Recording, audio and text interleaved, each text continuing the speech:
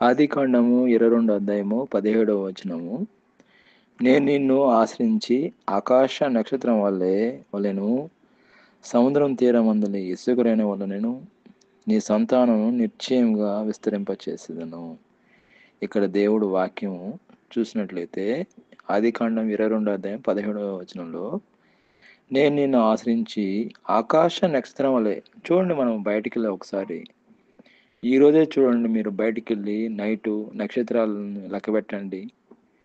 మీరు లెక్క పెడతారేమో, లెక్క పెట్టగలరా అనేది నాకు డౌటు.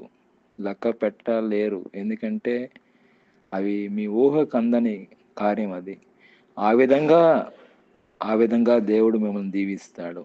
అదేవిధంగా సముద్రం తీరంకి వెళ్ళి చూడండి, ఇసుక ఎలా ఉంటుందో ఆ విధంగా దేవుడు మిమ్మల్ని దీవిస్తా ఉంటున్నాడు.